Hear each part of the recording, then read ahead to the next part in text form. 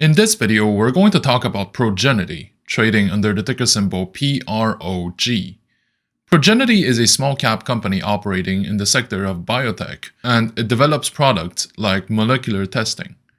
Looking at its projects, it feels like what it does is similar to what Bionano Genomics does. They may take a while before they have actual operational cash flows going in, and in the meantime, they may have to dilute shareholders to keep the ship afloat. We have actually seen this kind of scenario with quite a few other startup companies, and this means that at least in the short term, the fundamentals are not going to look great. The main reason why Progenity has been trending in conversations is because the company is currently part of a short squeeze between those who want to push the stock price down and those who want to squeeze out the short sellers. It has been one of the more volatile stocks in 2021 and hereby provides a lot of volatilities to profit from if the timing is right. The trading volume of Progenity has recently been 6.6 million shares, compared to an average volume of 13.2 million shares.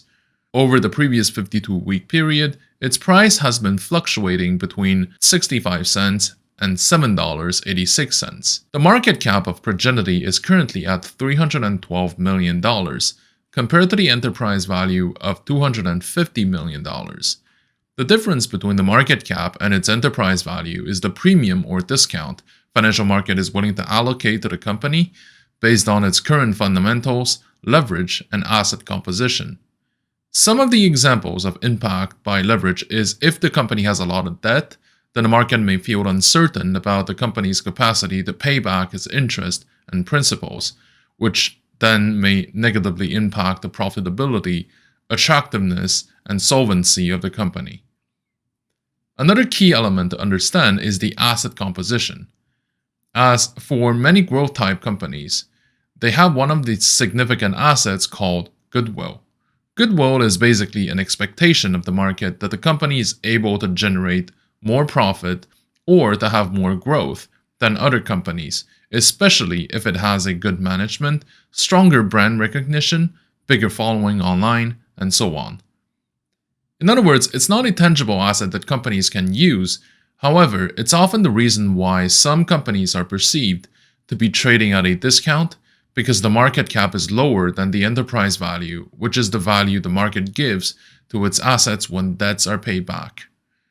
In comparison to its historical price fluctuations, the stock is 5.6% higher than the 1-month low, 5.6% higher than the 3-month low, and 187.7% higher than the 52-week low. In terms of the options market, which often gives a hint on where the market sentiment is, the implied volatility is 182%, compared to a historical volatility of 80.2%. The put-call volume ratio is currently at 0.07. The most recent volume of options traded has been 16,000 contracts a day, compared to the 30-day average of around 17,000. In terms of open interest, the most recent volume of open interest has been 281,000 contracts, compared to a 30-day average of 345,000 contracts. Regarding the shareholder structure, institutional shareholders hold about 26% of all outstanding voting power. The biggest shareholders include Vanguard, Renaissance, and Neuberger Group. The relevance of the shareholder structure is important to determine whether you should be holding the stock long-term or to view it as a short-term volatility play. If the stock is mainly held by retail traders, then it may be a sign that the stock lacks the depth to justify long-term holding. Of course, there are exceptions of this assertion, but usually the consensus is that there should be at least 25 to 30% of institutional participation for the stock to be perceived as a sound investment and not just a trade. Let's also look at the short interest present in the stock, which is the amount of positions aiming to profit if the share price goes lower. Sometimes there may be significant short interest in a total volume traded, which is a sign that something organized is going on. The current short interest is 15% of total float, and 51.1% of the dark pool transactions are short positions. Now, let's take a look at the indicators. Financial indicators give us a suggestion of where the price movements are suggesting. The oscillators are showing one sell, 9 neutral, and 1 buy, with an overall tendency of buy. The moving averages over the past few days show 13th sell, 1 neutral, and 1 buy. The overall tendency shown by the moving averages is strong sell. The moving average can be used to determine if the stock is overbought or oversold compared to its previous price fluctuations, which can be used to see if your trade is sufficiently well timed. Regarding the pivot points, which are levels of support and resistance sprinkled in the price trends, the support levels are 93 cents, $1.48, $1.82. For the resistance levels, they are $2.22, $3.26, and $3.81. Looking at the stock price of Progenity over the past few sessions and weeks, it seems like the share price has been showing its downward pressure and is now beginning to look for support. The market participants are willing to believe in the eventual tide reversal at the end of short squeeze. This is why we should never rule out this scenario, even if right now the selling side is having the momentum. A key indicator to look is the daily trade volume, whether retail traders manage to gather enough buying power to support the price of Progenity. It has managed to do so in the past, and it may still happen in the future. My opinion on the company remains overall bullish from both an ethical and risk evaluation perspective.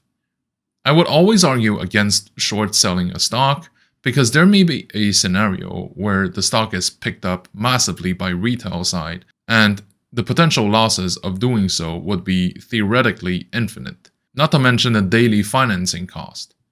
Right now the market is not providing enough trading volume, but it doesn't mean that things will always stay like this forever. My recommendation is to make sure that your exposure on Progenity remains below 1% of your portfolio. But don't go in now. Keep an eye instead on potential support lines in sight. For Progenity and other similar short squeeze stocks, the profit target is not measured in percentage, but in time frame.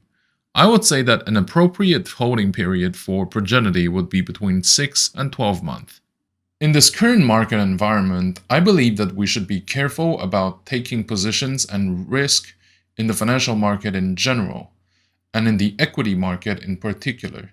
Because over the past decade or so, the financial market has been living with the help of newly created capital from QEs, resulting in a massive increase of asset prices and the corresponding decrease in their yields. And the low interest rate also contributed to reinforce this phenomenon because the financial sector would see its profit margins reduced and in turn keeps the returns of other sectors and employees low as well.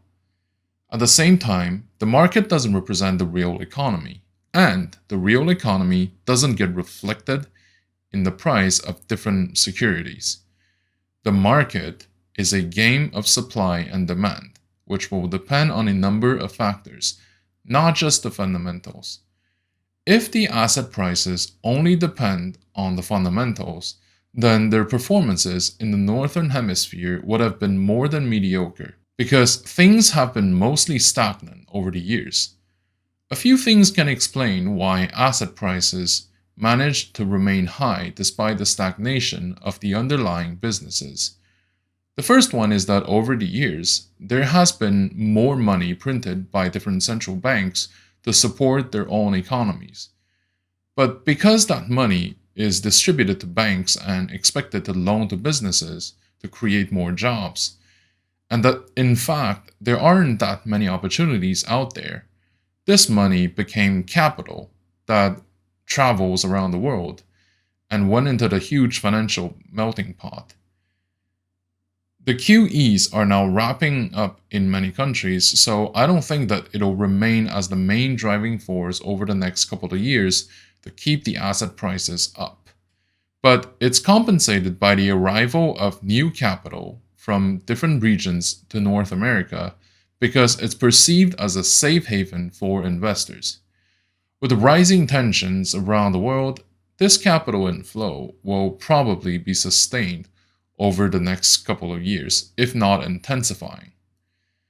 The last phenomenon is the creation of artificial bubbles that are either supported by real market trends or completely fictional ones to allow market participants to play the game of hot potato and to either create profits or to safekeep their capital. The EV sector back in 2020 is an excellent example of this. But nevertheless, what it means for the market is that the degree of uncertainty is probably going to increase over the foreseeable future, as the expectation for a recession has been building up for more than a decade, and that the economic difficulties are accumulating around the world, especially from Asia. What this means for the market and for us is that the volatility is supposed to increase over time, which will provide opportunities to make a profit or to incur losses, depending on the timing and risk management. Another thing to note for this period of time is that we have to be very careful about having shorts. It's already riskier than having longs because the losses of shorts are not limited, right? Because there's no limit in terms of how far the stock can increase. But with the increased involvement of short sellers, I believe that the stocks being shorted will have an even higher probability of getting squeezed, which will result in potentially massive losses. So we're also observing more of an irrational behavior from market participants in the sense that very often people will choose to rush in a position not necessarily because the fundamentals are convincing, but because there's a buildup of demand in a specific stock and people will pile in to ride the gravy train with the rest of us. That kind of behavior is highly risky and may result in losses. It's worth pointing out that in 2020 and probably in 2021, the market has never presented that many opportunities, but it was also during that same period of time that many retail traders have incurred their biggest losses. A rule of thumb is that each position should be structured so that even if they don't succeed, they don't impact the portfolio stability. Positions should begin small so that there is an opportunity to average down later. And specifically for the growth stocks, I think that 5 to 10% overall should be a healthy weight for the portfolio. And each stock should represent about 1 to 3% of the positions. Thank you for watching. If you like my content, please like, comment, and subscribe to my channel.